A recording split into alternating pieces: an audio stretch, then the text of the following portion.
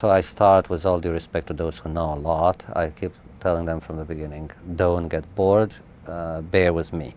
We need to know the basics. Where are these countries located? What is Eastern Europe? What is Central Europe? Why do we make a distinction between Eastern Europe and Central Europe?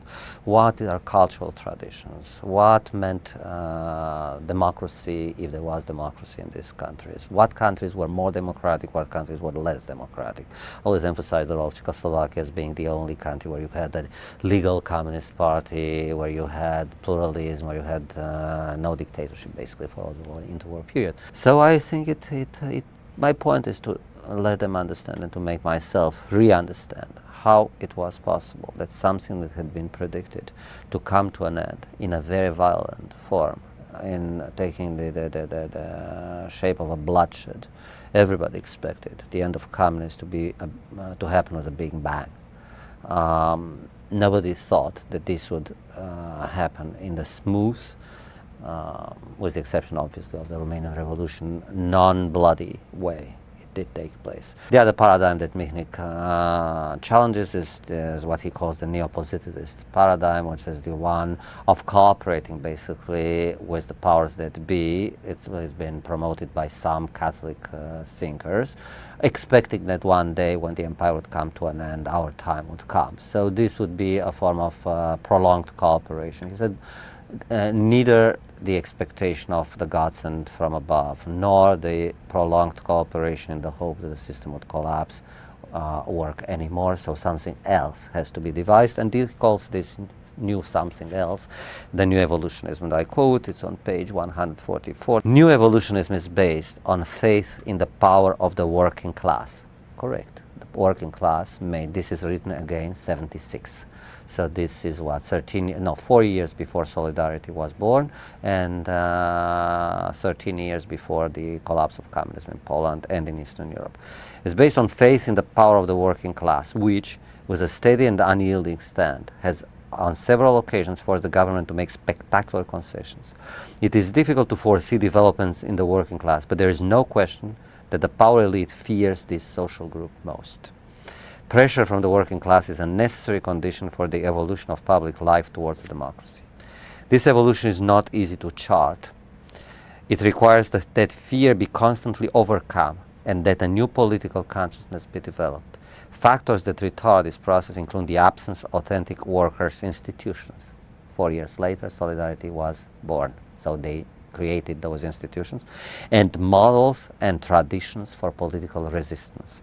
The day the first independent organization for worker self-defense was founded, when the strike committees in the shipyards of Szczecin and Gdansk were formed, a new stage in worker consciousness began.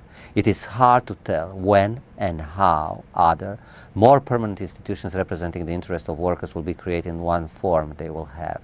Will they be workers' committees following the Spanish model, or independent labor unions, or mutual aid societies? Nobody knows. But when such institutions emerge, the vision of a new evolutionism will become more than just the creation of a mind in search of hope. This is written in times of hopelessness. In 1976, the Soviet Union appeared to be eternal.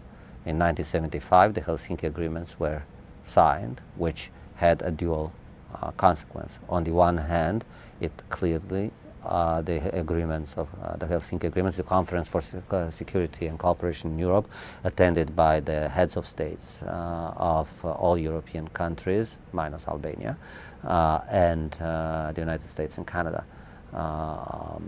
They signed the agreements, and the agreements included cooperation, economic cooperation, political cooperation, and human rights. Basket 3 was human rights.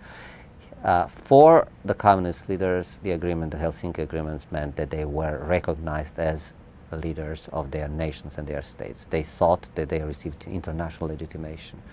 They made, however, a big mistake. They all agreed to publish in the official government monitor paper, whatever published was the imprint of the government, the agreements. And basket 3, or part 3 of the agreements, included human rights.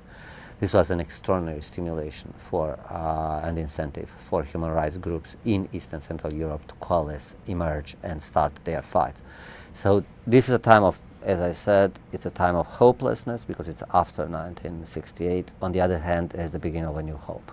And in 1979, basically we have, 78, John Paul II elected Pope. 79, John Paul II visits Poland. 1980, and speaks in his famous Mass address, speaks about our hope is named solidarity. And solidarity emerges as I mentioned before, and I always emphasize to my students, because it's very important how they define themselves. Independent, self-governing union solidarity. These two words are key for understanding what civil society is about. Independent, that means non-controlled by any government. And self-governing is a recognition of a tradition that goes way back to the anti-authoritarian left, the tradition of self-management, self-governance, refusal to bestow upon any other institutional authority what is fundamentally and political entitlement, which is simply put the sovereignty of the people.